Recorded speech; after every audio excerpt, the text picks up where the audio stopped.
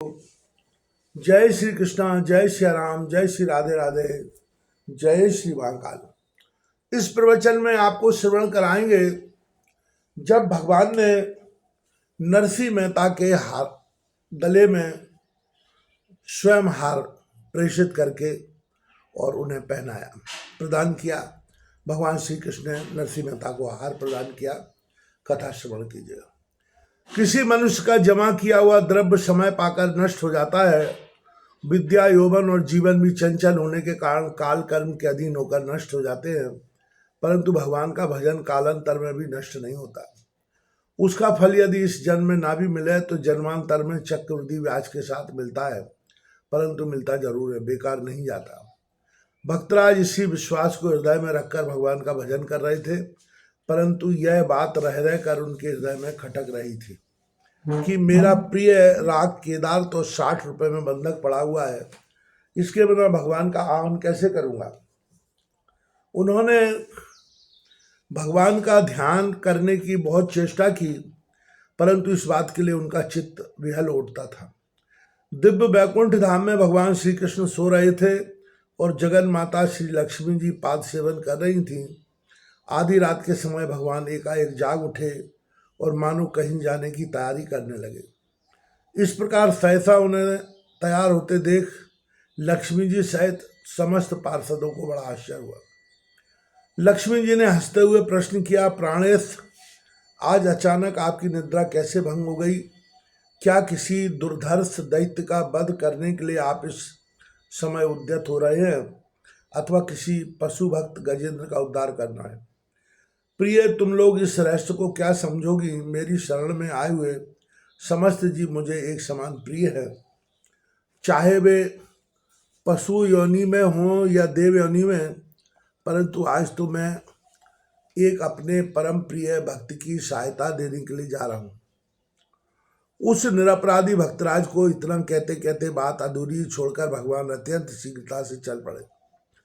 भक्तवत्सल भगवान ने आज साथ में गरुड़ या किसी पार्षद को भी लेने की आवश्यकता नहीं समझी। भक्तराज के दुखी हृदय की पुकार सुनकर उनके हृदय में भी व्यथा हो रही थी। उन्होंने तुरंत जूनागढ़ आकर भक्तराज का सा स्वरूप धारण किया और धरणीधर मेहता के घर पर पहुंचकर उसका दरवाजा खटखटाना आरंभ किया। कौन है? सोए सोए धरणीधर ने प्रश्न किया। द्वार खोलिए, मैं नरसिंह राम हूँ, ऋण मुक्ति के लिए आया हूँ, भक्तराज रूप भगवान ने कहा। भक्तराज की आवाज़ सुनकर धरणीधर की स्त्री ने द्वार खोल दिए। भक्तराज स्वरूप भगवान के सामने आने पर धरणीधर ने नमस्कार किया और कहा, भक्तराज, इतनी कौन सी जल्दी थी कि आपने इस समय कष्ट किया? अगर कुछ दिन रुपया रह भी जाता तो कोई हर्ज नहीं था। भाई, यह तो ठीक ही है, परंतु जब एक उदार ग्रस्त से रुपए मिल गए तब उन्हें घर पर रखने से लाभ ही क्या है। फिर इसी समय मुझे केदार राग गाने की भी बड़ी देर हो रही है। इसी से विचार किया कि अभी चलकर रुपए दे दूं और राग को छुड़वा लाऊं। नरसिंह राम रूप भगवान ने उत्तर दिया। भगवान ने इतना कहकर धरणीधर के सामने 60 रुपए रख दिए। धरणीधर ने रुपए गिनकर रख लिए और नरसिंह राम के प्रतिज्ञा पत्र पर भरपाई लिखकर उसे भगवान को दे दिया। प्रतिज्ञा पत्र लेकर भगवान राजमहल के मंदिर में आए, जहां व्यथित हृदय भक्तराज एकाग्र चित्त से भगवत भजन और ध्यान कर रहे थे। भगवान ने अंतरिक्ष से उस पत्र की भक्तराज के सामने गिरा दिया, परंतु इस बात को भक्तराज के अतिरिक्त और किसी ने नहीं देखा। भक्तराज ने पत्र सामने गिरते देख कौतूहलवश उसे उठा लिया। उन्होंने जब यह देखा कि यह तो मेरा ही प्रतिज्ञा पत्र है, तब तो उन्हें बड़ा विस्मय हुआ। फिर उन्होंने उस पर के नवीन अक्षरों को पढ़ा। उसमें लिखा था, आज आधी रात को जगाकर नरसिंह राम जी ने पूरे 60 रुपए चुका दिए, अतः मैंने भरपाई लिख दी। अब वह केदार राग प्रेम से गा सकते हैं, धरणीधर राय।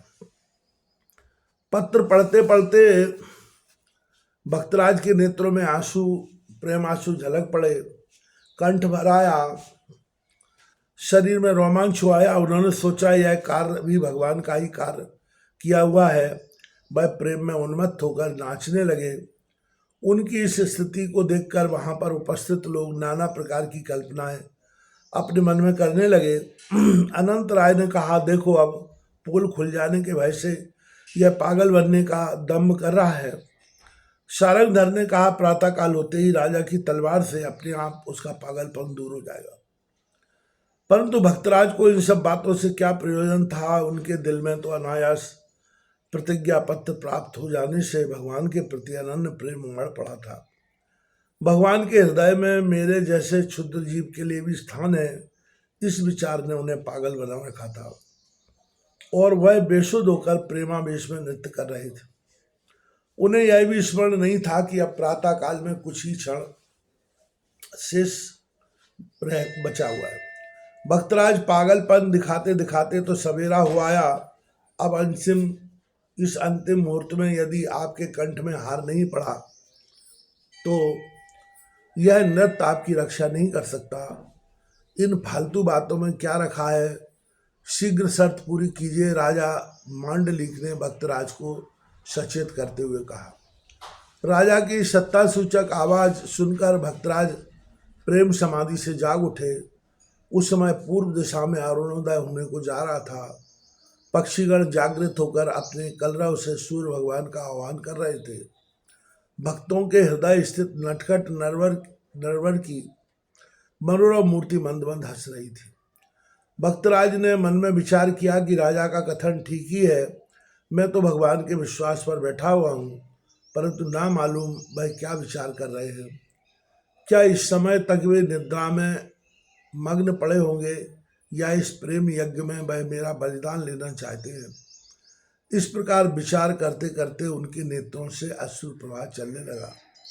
उन्होंने अपनी करताल संभाली और केदार राग में प्रेमपूर्ण भजन गाना शुरू कर दिया।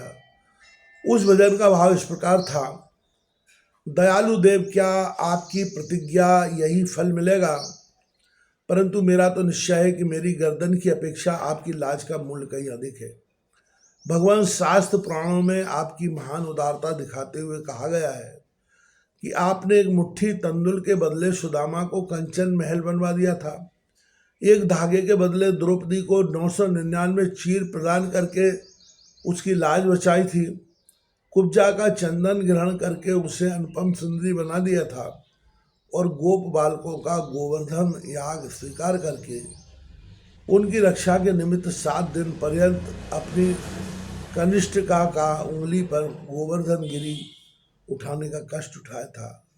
तो क्या मेरी इस पुष्पहार के लिए आप कृपण बन जाएंगे?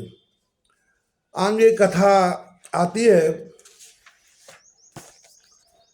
परमात्मा राजा का कहना ठीक ही है, शर्तें पूरी होने से काम चलेगा, अन्यथा इस कार्य में यदि आप विलंब करेंगे तो मांडलिक के खड़क से मेरी मृत्यु हो जाएगी।